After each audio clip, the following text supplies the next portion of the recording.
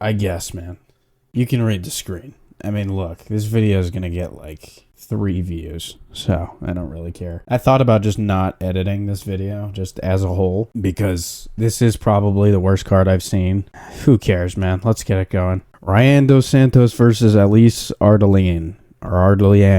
Who cares? Ryan Dos Santos is going to win the 29-28 decision. She might get a finish. Who cares? Elise Ardelean isn't good. The amount of film that I've actually watched on this card is disturbing, and I would rather not talk about how much film I've watched because it's just going to make me feel like shit about myself because of how terrible this shit is. Yeah, neither of these chicks have won in the UFC. Ryan Dos Santos lost to Pooja Tamar. You know, it's the chick from India. She's like one of like 3 Indian fighters in the UFC. And she got armbarred in her last fight after head kicking Shauna Banan. So, I don't know what that means with this fight, to be honest with you, because I don't care. I also, by the way, I am violently ill, hence my bed not being made. I'm bedridden, and I look like shit. Anyways, who cares? Ryan Dos Santos is going to win 29-28. Markel Medeiros versus Balaji. I saw a lot of people taking Markel Medeiros. This is actually not a bad matchup, to be completely honest with you. Balaji is a powerful dude. And Markel Medeiros, in most all of his performances, at least after the Contender Series, he sucked. Especially against Austin Hubbard. Taking Austin Hubbard to a split decision is pathetic. But I think Balaji is going to get a TKO at some point in the first 2 rounds. I believe in him. I think he's super powerful. I think that anybody from, when you come from, it seems, I think he is of Nigerian descent.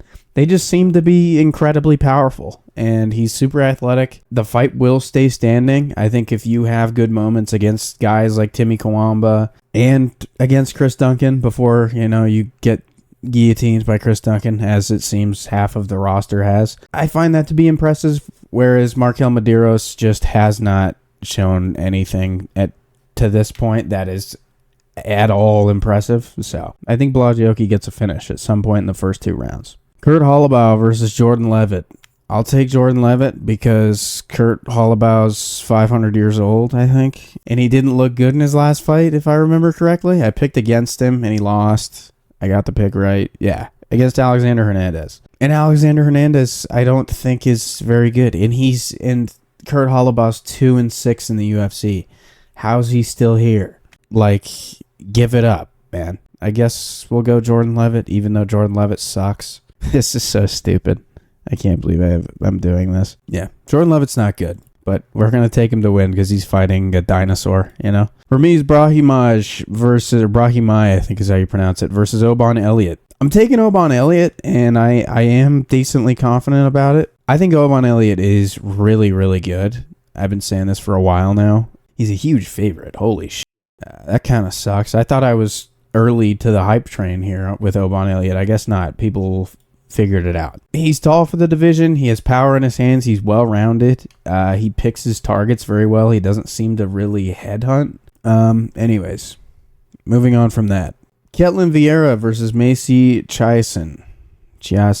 Who cares? I'll take Macy Chiasson because I don't... Oh, man. She looked really good in her last 2 fights, actually. Like, losing to Irene Aldana isn't the worst thing ever. And then you beat Norma Dumont. You're able to get a first-round finish after the Irene Aldana fight. And then you have a good performance against Mayra Bueno Silva, who's been at the top of the division for what seems to be a decently long time now. Yeah, I think she wins grappling exchanges, maybe cuts her open. Who cares? I like how I'm trying to decipher what happens. Who cares? Yeah. Next, Rafael Filial versus Alan Nascimento. I wanted to take Nascimento here. Rafael Filial is really good. Not really good. He's sneaky good. He's 2-1 in the UFC, but his only loss was to Makayev. And if you're only losing to Makayev, that's pretty impressive, to be honest with you. Especially making it into the 3rd round. Not to say that Muhammad Makayev is some huge finisher and is looking to walk you down and kill you immediately. But after that, you're able to get 2 first-round finishes, 2 subs in the first round is impressive. And then you go and win a grappling match with Amir Albazi. I think that shows levels, whereas Alan Nascimento I'm just not very impressed by beating Carlos Hernandez. This is a close fight. Because he beat Jake Hadley. He took Tagir Olombekov to a split decision. So it's like he's not terrible, but he's not doing anything that's impressive at the same time. Whereas Rafael Figueiredo, I feel like, has the point. You can look at his resume and be like, oh, that's what he did there was impressive. I don't know.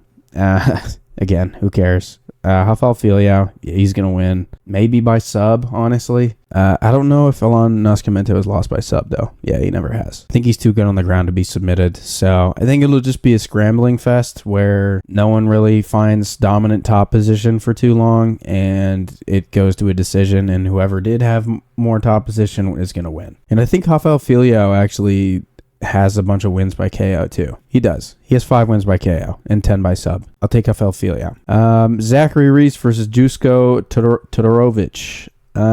Zachary Reese, I actually really like watching Zachary Reese fight. I think he's going to get a first round finish here. Yeah, he's powerful. He's rangy at the same time. He has that like sniper ability like that you like to see in these longer, rangier guys. Coming off a loss, at the time it seemed pretty brutal, and it was like, holy shit, maybe Zachary Reese isn't that good. I think Azamat Bakoyev is just that good. Getting Brett ground and pound finished like really, really bad by him isn't the worst thing in the world, because I think Bakoyev will be ranked at some point. You know, I think he gets a finish early here, and Dusko Todorovic gets finished by KO, like handedly. If you look at his last 3 fights, he's been finished, or in his last 4 fights, he's been finished in the first round by KO in 3 of them. So I don't know if I said any of that right, but he gets KO'd a lot. He's 3-5 in the UFC, and they're all by finish except for one of them, and it was to Gregory Rodriguez. And Zachary Reese has powerful hands, so I think he snipes him in the first round. Dustin Jacoby versus Bruno Lopez. I was gonna take Dustin Jacoby, but I think that, what's the saying? You can only, like the lightning in the bottle stuff, you can only catch lightning. I don't know. I don't know. Once in a blue moon maybe is a better thing, where it's like you are going to put out Vitor Petrino. Who cares, to be honest with you? Nasty KO, by the way. Losing to other people like Azamat Murzakanov, okay, that's not the worst thing in the world, but then losing to Alonzo Menifield's kind of terrible. I think he's riding high off this whole Vitor Petrino thing, but I don't care.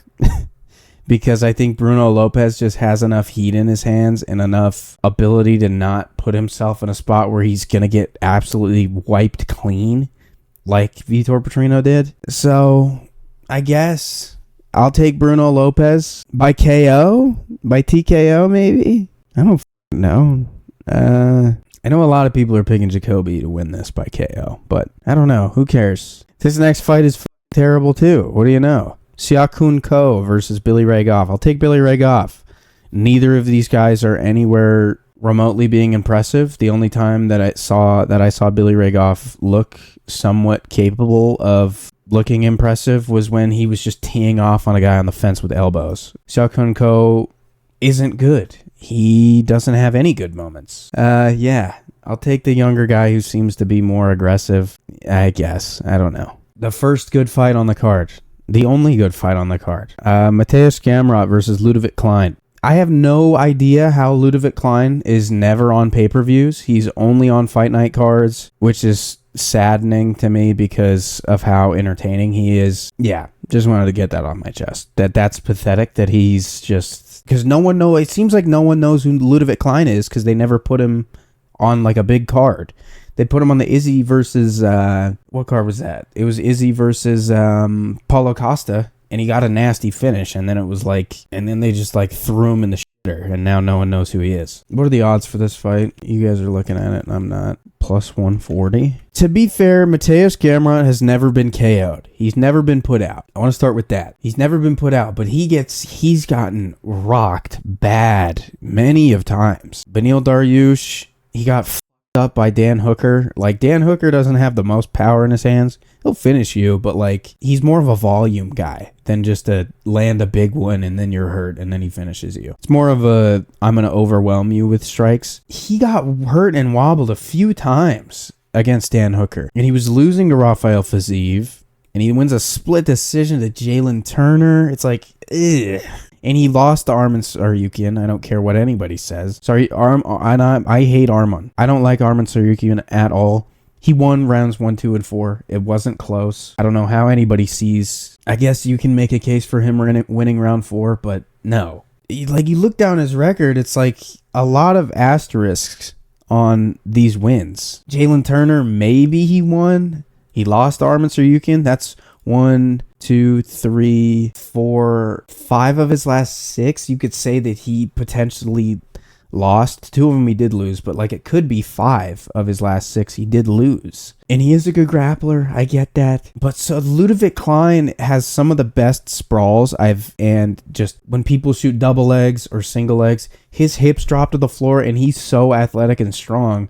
It's so hard to get him to the ground, and he hits so hard. And we've seen that Mateusz Gamrot has trouble with guys that are in his face. With a guy like Ludovic Klein, who's going to be in your face with like a Muay Thai stance, and he throws that looping 1-2 kind of where he loops his right hand, because he loops his right hand in, smacks the guard down, and pops you with a straight left hand down the pipe. It hurts everybody. He hurts everybody with that sequence. He's going to throw that 1-2, and it's going to hurt Mateusz Gamrot, and I think he's going to finish him early. I think it's going to be a problem for Mateusz Gamrot because he has trouble with straight shots too. You saw it against Beneil Dariush, that disgusting overhand that he landed. I don't see how like Ludovic Klein loses striking exchanges. People look at his last fight against... what was it? The Robertson guy? What was that guy's name? Roosevelt Roberts. People look at that fight and they're like, oh, he looked like shit. Like he won a 29-28 decision against the guy that was in the UFC, and then he got cut, and then he came back out of like pity. It's like he looked like shit against him. So now he's fighting Mateusz Gamrot. Doesn't make sense. A lot of people are saying that, but Roosevelt Roberts is like 6'3", dude. Everybody's gonna have problems with a guy in the division that's 6'3", and I'm pretty sure the fight was on short notice. So if you're bringing in a guy that's 6'3", and he's, I just think most people would have problems with a guy like Roosevelt Roberts unless you can have like some nasty finishing ability on the ground. Whereas Ludovic Klein doesn't have that really. He holds top position very, very well, but he's not really looking to finish you on the ground, and I think that's the only way that you can really finish Roosevelt Roberts, because he's not even the most chinny guy, which is weird because he's kind of a scrawny, longer guy, but he's not chinny. And I think you put him away by finishing him on the ground via sub, which Ludovic Klein doesn't do. That's not his style. If he does get to the ground, he's going to get top position and he's going to ground and pound you. That's how it goes. I don't hold much value to that last fight, like not looking good. He's 6'3", bro. Like, and the fight was made on short notice. I think I could be totally wrong about that, but I think it was short notice. Like game planning for someone else and then showing up and it being this guy that should be fighting at middleweight height wise and still winning. To be honest, I think it's kind of impressive. And he hurt him in the first round, if I remember that correctly, with the 1-2. I'm pretty sure it was. So this is my main event, so sorry I'm talking so long about this. I think Mateusz Gamrot's a little bit overrated. I think his record is a little bit inflated. I'm taking Ludovic Klein. I think he gets a finish early. There is a chance, though, that Mateusz Gamrot's grappling is just that good, and he will be able to get Ludovic down. I don't think he will, though, dude. I'll take Ludovic Klein by early finish. Main event, Erin Blanchfield versus Maycee Barber. I'm taking Erin Blanchfield. I think that she's actually solid. So is Maycee Barber, to be fair. But Erin Blanchfield in her last, she got a lot of criticism in her performance against Manon Fiorot. In hindsight, that's not the worst thing ever. And then you go back and you beat Rose Namajunas decisively, maybe is the word. I don't know, man. I think she's just better. She's a better grappler, which is maybe a little bit weird to say because Maycee Barber's not the worst grappler in the world, but Maycee Barber is on a big win streak. Do I see her KOing Erin Blanchfield? No, not at all. I think Jessica Andrade is maybe, as far as on the feet goes, like technically, I'm not saying like as a complete fighter, because Maycee Barber's obviously better than Jessica Andrade, but on the feet, from a technical standpoint, I think Jessica Andrade is just as good as Maycee Barber is, and Erin Blanchfield choked her out in the first round. It was second round. I don't think Macy Barber puts her out. I don't think she wins a lot of striking exchanges because neither of these girls are necessarily the most pretty to watch on the feet. A lot of it's going to be like the screaming and throwing when they're not in range, as women's MMA fighters do. But when it gets to the ground, I think it's just going to be that big of a difference. I think she gets a late sub or more likely a decision and just wins off of top control, which is only fitting for this event, that it goes to a decision, to a boring decision. This is going to be probably one of the shorter prediction videos that I've ever done. Sorry, I sound like I sound terrible and room's all fucked up, but we're getting through it. One of these days, when I've got, you know, tens of thousands of subs down there, people will go back and fact check me. Oh, did he really do every card? Did he really? I did. And this is one of those moments that people are going to look back and be like, holy shit, he did the Aaron Blanchfield card. What the fuck is wrong with this guy? And people probably won't even give me my props for that. They'll probably just be like, Jesus Christ, man, were you okay? Sitting down and going through that, putting yourself through that. So anyways, yeah, hopefully 2 more videos. It's hard to get the motivation to sit down and record when my throat hurts and it hurts to talk and all this other shit. But 2 more videos coming this week, hopefully. One of them being a recap video, one of them being maybe about John Jones, maybe about some other stuff that I might have planned. I wrote down a bunch of ideas. Maybe I'll pick one of them out of a hat or something. Who cares? Appreciate you guys. See you in the next one. Peace.